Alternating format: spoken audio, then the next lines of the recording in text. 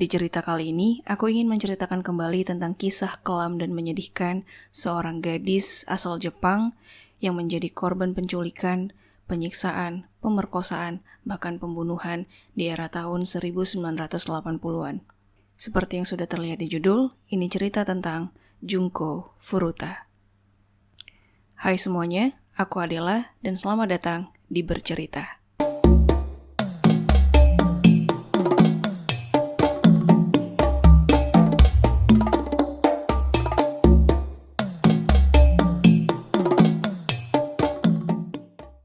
Aku tahu di luar sana ada banyak orang yang sudah menceritakan kembali dan sudah membahas cerita ini di YouTube, di podcast, bahkan juga informasinya bisa kamu dapatkan lebih lengkap dan detail di internet.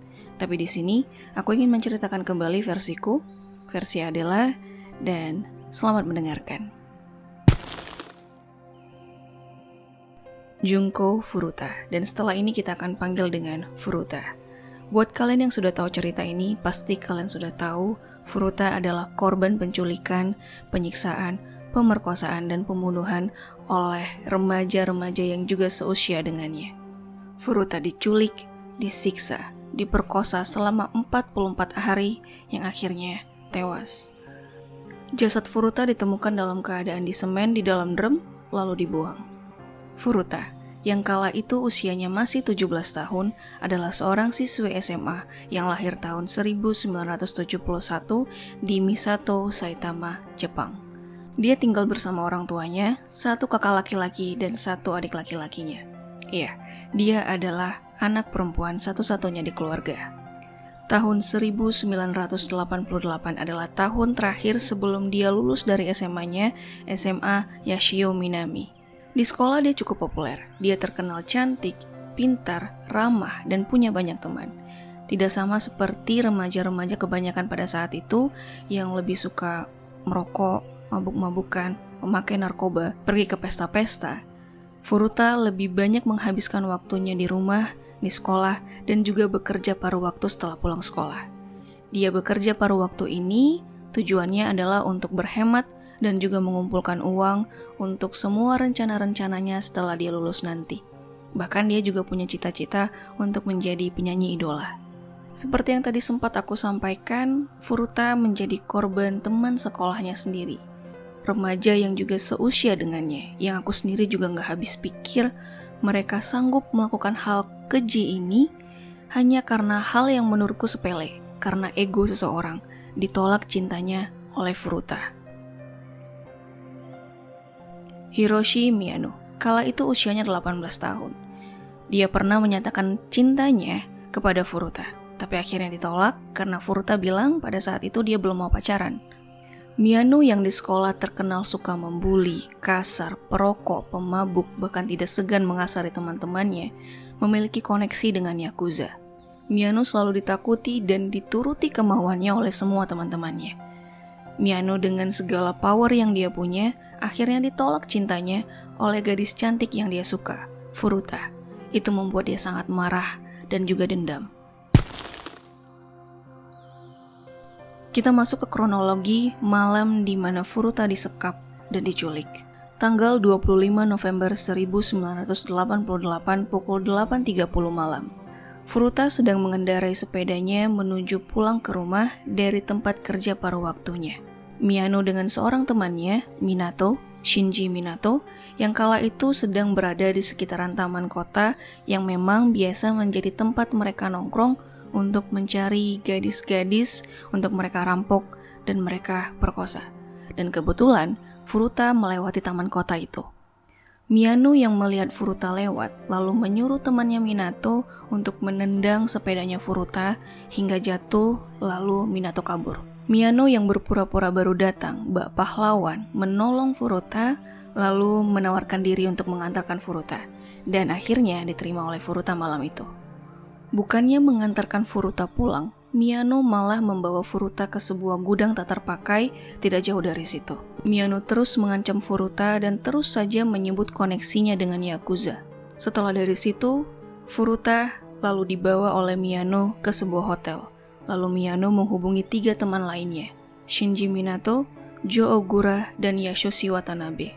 Di situ mereka berempat menyekap Furuta dan menyiksa Furuta, terus saja mengancam Furuta jika Furuta memberontak dan melawan.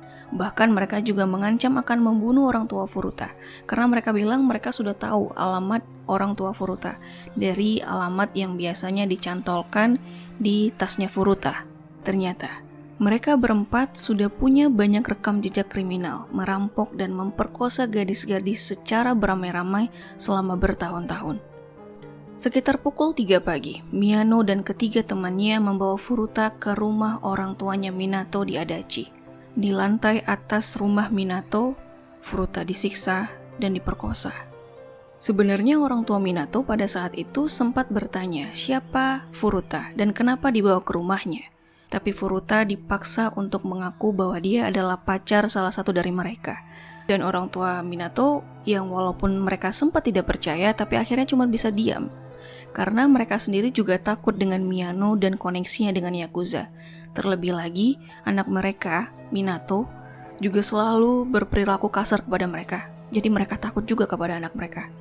Di situ, di lantai atas rumah orang tua Minato, selama 44 hari, Furuta disekap, disiksa, diperkosa oleh 4 orang remaja itu. Setiap hari Furuta terus disiksa dengan tingkat kekejaman yang di luar nalar kemanusiaan. Dia dipukuli setiap hari, digantung dalam keadaan terbalik, kakinya di atas, kepalanya di bawah, lalu badannya dijadikan samsak untuk mereka pukuli.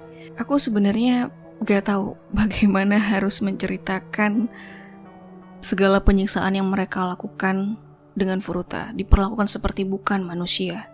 Mulutnya disumbat, dipukul dengan dumbbell, kulit dan kemaluannya dibakar dengan rokok, ditetesi lilin panas di kelopak matanya. Bahkan anus dan kemaluannya itu dimasukkan benda-benda yang gak wajar. Botol, gunting, bahkan kembang api yang menyala. Yang pasti membuat organ-organ tubuh dari Furuta menjadi terbakar dan rusak, bahkan pecah. Tanggal 27 November. Orang tua Furuta sempat melaporkan kehilangan anaknya ke polisi. Laporan ini ternyata diketahui oleh Miyano. Miyano lalu menyuruh Furuta, memaksa Furuta untuk segera menghubungi orang tuanya dan bilang bahwa Furuta itu lagi baik-baik aja. Furuta hanya sedang menginap di rumah temannya. Dan Furuta juga dipaksa untuk bilang ke orang tuanya segera cabut laporan mereka ke polisi. Gilanya lagi, Miyano juga mengundang beberapa temannya yang lain yang mungkin juga anggota dari Yakuza untuk ikut bergabung menyiksa dan memperkosa Furuta di sana. Dan pada tanggal 28 Novembernya, sempat Furuta mencoba kabur. Dia berlari keluar, berteriak minta tolong. Tapi akhirnya gagal, mereka tahu Furuta kabur, mereka menutup wajah Furuta dengan bantal dan membawa Furuta kembali masuk ke kamar di lantai atas rumah orang tua Minato. Dan pada saat itu sebenarnya orang tua Minato juga mendengar teriakan Furuta. Dan mereka bertanya kepada Minato, kenapa Furuta berteriak? Tapi mereka bilang itu bukan apa-apa. Furuta cuma mabuk. Jadi ya udah itu bukan apa-apa. Dan lagi-lagi orang tua Minato hanya diam. Selama berhari-hari, Furuta terus diperkosa, disiksa dan dipaksa melakukan apapun yang mereka mau. Dipaksa makan kecoa hidup, minum air urinnya sendiri, bahkan beberapa tubuhnya juga dipotong, dimutilasi. Dia juga dipaksa menghisap rokok dalam jumlah yang banyak sekaligus, dicekokin alkohol, susu, air dalam jumlah yang banyak sekaligus ke mulutnya. Di akhir Desember, Furuta mengalami malnutrisi parah setelah hanya diberi makanan yang sedikit, bahkan akhirnya cuma dikasih susu. Dengan keadaan yang seperti itu, ditambah luka di sekujur tubuhnya, membuat Furuta tidak lagi bisa mengontrol keluarnya kotoran dan urinnya. Dengan kondisi yang lemah, Furuta berubah drastis. Mukanya dan tubuhnya penuh dengan luka-luka lebam, bahkan sulit dikenali wajahnya. Tubuh Furuta juga mengeluarkan bau busuk, sampai akhirnya keempat remaja ini kehilangan minat dengan Furuta. Tapi bukannya berhenti, mereka malah mencari gadis lain usia 19 tahun yang menjadi korban baru buat mereka, sekap, siksa, dan perkosa lalu ditinggalkan begitu aja. Tanggal 4 Januari 1989, Miyano yang baru saja kalah dalam permainan mahjong, dia marah dan meluapkan emosinya kepada Furuta. Furuta disiram dengan minyak lalu dibakar tubuhnya. Pada saat itu, dengan lemahnya, Furuta sempat mencoba memadamkan api yang ada di tubuhnya dengan menepuk-nepuk pelan tubuhnya. Yang pasti itu tidak akan mempengaruhi apa-apa. Di samping itu, 4 remaja ini masih saja terus memukuli Furuta. Setelah akhirnya dipukul dan ditendang dengan keras, tubuh Furuta jatuh, pingsan, dan kejang-kejang. Furuta mengalami pendarahan yang parah. Tubuhnya mulai mengeluarkan nanah akibat infeksi luka bakar di sekujur tubuhnya. Dengan keadaan yang seperti itu, lalu mereka berempat berhenti? Sayangnya enggak. Malah karena mereka takut tangan mereka kena nanah, kena darah, mereka lalu membungkus tangan mereka dengan plastik, lalu lanjut memukuli Furuta berkali-kali. Gak cuma dipukuli, tubuh Furuta, perut Furuta dijatuhi bola besi yang berat secara berkali-kali. Dan semua penyiksaan itu berlangsung selama 2 jam berturut-turut. Yang akhirnya, Furuta malang, menyerah, dan kehilangan nyawanya. Kurang dari 24 jam setelah kematian Furuta, karena takut akan ditangkap dan dihukum karena sudah membunuh, mereka lalu membungkus tubuh Furuta dengan selimut, memasukkan ke dalam koper, lalu membawanya pergi.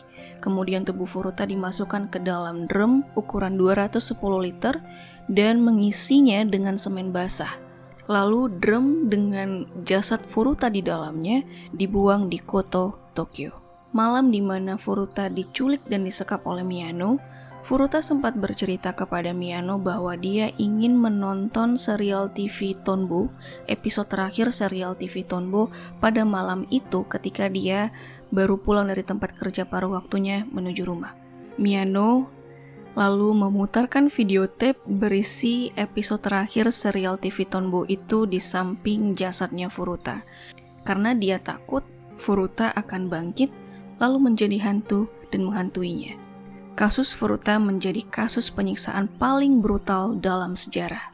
Disebutkan lebih dari 100 pria terlibat dalam kasus penyiksaan ini. Sebrutal itu, sampai tidak ada satupun bagian tubuh Furuta yang luput mereka siksa. Dipukul dengan kayu, dijadikan samsak untuk mereka pukuli, dibakar kulitnya, ditetesi lilin panas di kelopak matanya, dimasukkan benda yang aneh-aneh ke dalam anus dan kemaluannya. Sekejam itu sampai pernah sebenarnya Furuta memohon untuk dibunuh saja. Tapi permintaan Furuta itu malah dijawab dengan Furuta dibawa dikunci di luar pada malam hari saat musim dingin dengan baju yang minim, lalu Furuta dimasukkan ke dalam lemari es setelahnya. Tanggal 23 Januari 1989, Miyano dan Ogura tertangkap. Tapi bukan karena kasus Furuta. Ingat gadis 19 tahun yang akhirnya menjadi korban pemerkosaan oleh mereka setelah mereka kehilangan minat dengan Furuta pada waktu itu? Iya, Miyano dan Ogura tertangkap oleh kasus itu. Selama mereka berdua diinterogasi, entah bagaimana, Miyano merasa salah seorang petugas polisi itu sudah mengetahui keterlibatan dirinya dengan kasus hilangnya Furuta. Dan dia juga berpikir bahwa Ogura sudah menceritakan semua tentang kasus Furuta ini ke polisi. Dan itu akhirnya membuat Miyano mengungkapkan sendiri di mana jasad Furuta mereka buang. Dari sini, polisi akhirnya merangkai puzzle-puzzle dan akhirnya mendapati bahwa Miyano dan ketiga temannya ini ada hubungannya dengan kasus-kasus pemerkosaan dan perampokan kepada gadis-gadis lokal selama 7 tahun belakangan ini. Akhirnya jasad Furuta ditemukan pada hari itu dan berdasarkan hasil sidik jari, mereka membenarkan mengkonfirmasi bahwa jasad di dalam drum itu adalah jasad Furuta. 1 April 1989, Ogura, Watanabe, dan Minato, juga beberapa orang lain yang terlibat dalam kasus ini, akhirnya ditangkap. Pada Juli 1990, pengadilan menetapkan hukuman pada pemimpin kejahatan ini, Hiroshi Miyano, hukuman 17 tahun penjara. Dia sempat mengajukan banding, tapi akhirnya ditolak, yang membuat dia mendapat hukuman tambahan 3 tahun, Jadi total hukuman yang dia dapat adalah 20 tahun penjara. 20 tahun penjara ini sebenarnya adalah hukuman kedua terlama setelah hukuman seumur hidup di Jepang. Ibu Miyano juga harus membayar kompensasi sebesar 50 juta yen atau sebesar 425 ribu dolar pada kala itu. Pada tahun 2004, Miyano mengajukan pembebasan bersyarat, tapi ditolak juga, yang akhirnya dia bebas pada tahun 2009. Miyano sempat ditangkap kembali pada tahun 2013 karena kasus penipuan, tapi akhirnya dilepaskan karena tidak cukup bukti. Minato, yang tadinya dijatuhi hukuman 4-6 tahun penjara, tapi akhirnya diberi hukuman 9 tahun penjara dengan pertimbangan dia masih berusia 16 tahun pada saat pembunuhan itu terjadi. Dan entah bagaimana, orang tua Minato yang rumahnya menjadi tempat Furuta disekap dan disiksa, mereka tidak diberikan hukuman karena alasan mereka tidak mengetahui hal ini terjadi. Ini pasti membuat semua masyarakat dan orang tua Furuta terutama menjadi sangat kecewa. Lagi-lagi, sama seperti Miyano, Minato setelah bebas tahun 2018, dia kembali ditangkap karena percobaan pembunuhan terhadap pria berusia 32 tahun dengan batang logam dan menggorok lehernya dengan pisau. Watanabe hanya mendapatkan hukuman 3-4 tahun penjara, lagi-lagi karena pertimbangan usianya. Pada kala itu usianya 17 tahun, yang pada akhirnya mendapat tambahan hukuman hingga 7 tahun penjara. Sementara Joe Ogura, dia mendapat hukuman 8 tahun penjara dan bebas pada Agustus 1999, dan setelah bebas dia mengganti namanya menjadi Joe Kamisaku. Sama seperti teman-temannya yang lain, setelah bebas, dia masih terlibat dalam berbagai kasus kriminal yang akhirnya membuat dia kembali di penjara selama 7 tahun. Ogura juga sempat menghabiskan seluruh tabungan ayahnya yang awalnya uang tabungan itu diniatkan untuk diberikan kepada orang tua Furuta sebagai restitusi atau uang ganti rugi. Tapi bukannya memberikan uang itu kepada orang tuanya Furuta, Ogura malah menggunakan uang itu untuk membeli barang-barang yang dia mau. Parahnya lagi, ibu Ogura sempat merusak makamnya Furuta karena menganggap Furuta adalah penyebab anaknya, Ogura, menjadi rusak dan berperilaku kriminal. Sedikit tambahan informasi. Miyano setelah bebas tahun 2009, dia hanya dipenjara 20 tahun di pusat rehabilitasi remaja. Dan ringannya semua hukuman yang didapat para pelaku dan orang-orang yang terlibat dalam kasus ini katanya karena ada campur tangan dari Yakuza.